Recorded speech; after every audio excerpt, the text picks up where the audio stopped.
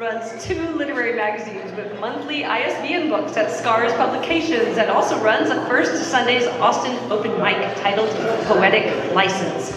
Like the Kuiper Belt, find the name Janet Kuypers everywhere on Amazon and iTunes, and please welcome her performance with music from John, from the Poet of the Year, Poetry Ambassador, and multiple Pushcart Prize nominee, Janet Kuypers.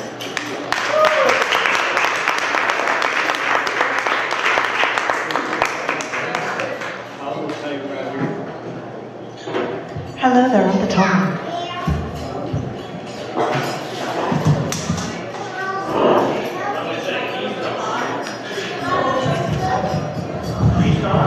Gotta set it up for us telephone.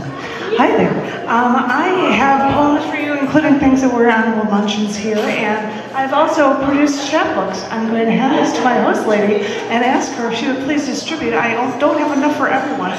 Please have one for yourself. These are poems that I'm reading tonight, and if anybody ever wants to see them, you can always go to Scars Publications. It's a long address, ready? scars.tv/pdf/2019/night_sky.pdf, and you can see this whole chapbook with a really cool NASA cover image. It's available for everybody if you don't happen to get one of the copies that are right here. This first one was an honorable mention for this festival. I won't even give you titles. I hope you enjoy the music from John. Thank you.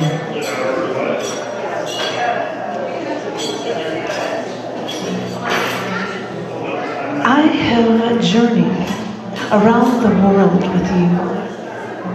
And after all I've seen, I'm now an observer, an astronomer looking out into the universe, out past the solar system, past the Kuiper Belt, trying to understand what makes everything. I fly in airplanes, I jump from airplanes, I pilot airplanes, getting closer to the stars. But molecule by molecule, we originate from stardust, and we're all linked, our bodies formed by stardust. But outer space is a violent place. Violent explosions create the stars, and our Earth has earthquakes, avalanches, volcanoes, El Niños, tornadoes, tsunamis, typhoons, and in all of this madness, somehow I found you. With you, I watched solar storms from the Arctic Circle's aurora borealis, and we've even seen it dance over Greenland from our window 40,000 feet in the sky. I've seen galaxies collide, I've seen comets smash into planets, I've seen supernova and the death of stars, and in all of that, I still found you. As I said before, I'm only an observer, but I found what I've been looking for. And with these observations, I thee wed. And I'll tighten my grip on your hand while we travel into the night together.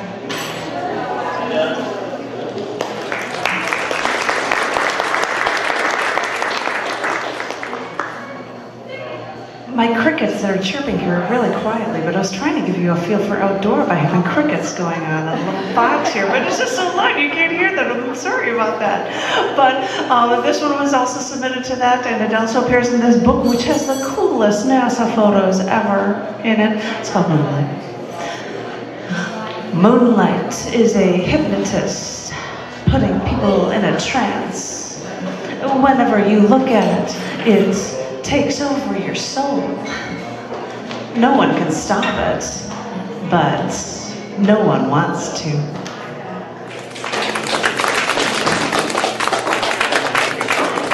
It is a pretty daunting task landing man on the moon. So, first things first, NASA has to map the moon fast so that we know where to land. So we launched Lunar Orbiter 1 to orbit and photograph it. This orbiter had a full photo lab on it that not only took photos but also developed film in space. Housing huge 70mm film reels, it clicked pics in zero gravity. But then, NASA pointed that camera at Earth as an afterthought to see the first Earthrise on film. We raced the Soviet Union for space, but the Earthrise showed the world how we're all on this one tiny little blue ball. And with this view, all of our problems seem far too small.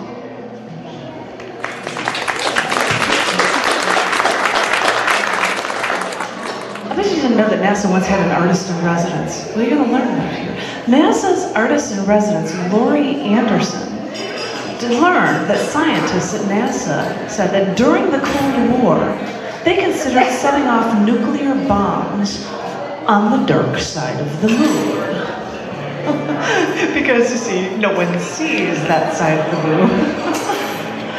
But astronomers now estimate that because of gravity's change, the moon, every year, is over 1.5 inches farther away from the Earth.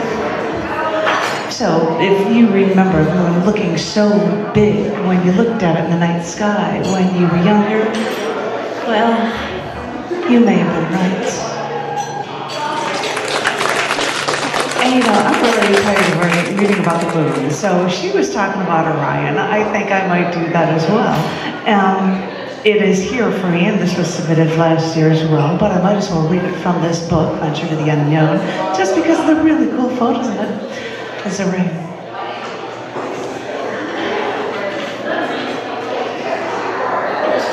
Winter evenings, I would look for you, dancing along the horizon.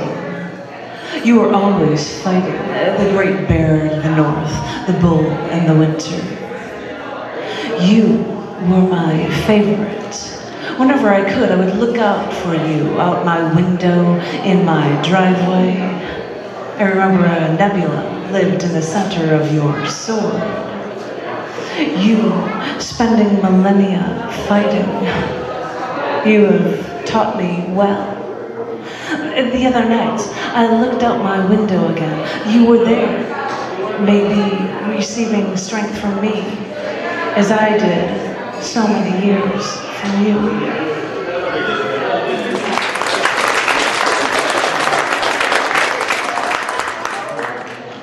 The bow is hard to hear, so I don't know if you're going to continue that. But that's okay, because I'm going to keep reading. It occurred to me that when you see the stars and constellations in the night sky, these stars aren't right next to each other. The closest star to our own is 100 light years away. I mean, there's an entire nebula representing one of the stars in the sword of Orion. If you moved away from our planet, the whole concept of constellations as we know it would be lost. Nothing in the universe would appear as we envision it in the night sky.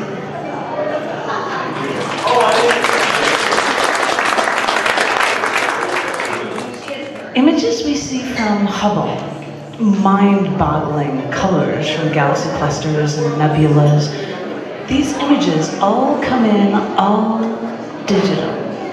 A series of ones, a series of zeros, and there's no color in the images at all.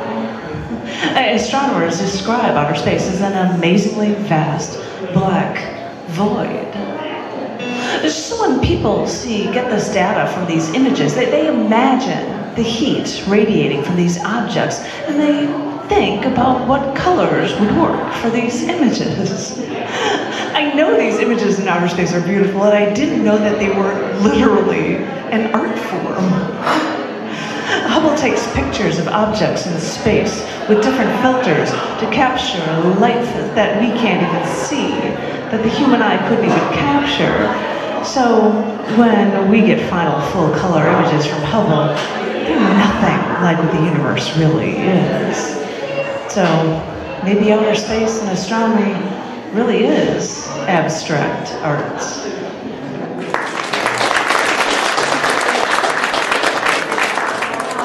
Because what did we think during the Renaissance when we saw a flash of a new star, Tycho's supernova, in the constellation throne of Queen Cassiopeia? Queen Elizabeth asked astrologers to make sense of it, and China's Ming Dynasty warned everyone of this evil omen. It was actually brighter than Venus or Jupiter in the night sky, and it was more earth-shattering than William Shakespeare, who shared the same simple scrap of youthful time. Anyone from Edgar Allan Poe to James Joyce can wax poetic about supernova, while we search for chances to catch the last hurrah of now dying massive stars. When a giant star runs out of fuel, gravity takes over and it pulls the star in, while the outside explodes in the largest explosion the human eye has ever seen. The beauty of what's left behind is a nebula, like the one in Orion's sword that Hubble photographs, tempting the artist's eye with science. So, look up at the night sky every once in a while, for who knows what you might see. These rare supernovae have helped us discover measurements of distance and space, and they give us all reason to fall in love with astronomy all over again.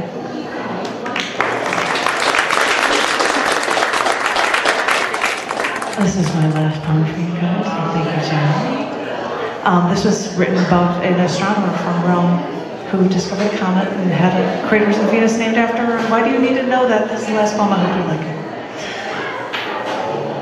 I needed to discover more. I needed to start my quest. I will search through the sky, find a new comet, get lost in the icy tail that strikes at me with such beauty. For astronomy helps me see what I am truly meant to be. Because even historically, the planet Venus means beauty. And that is what I want people to remember about me. Astronomy is beautiful, right down to those craters on Venus. And even if no human could ever touch or walk on these, the knowledge, the understanding is beautiful and all we need.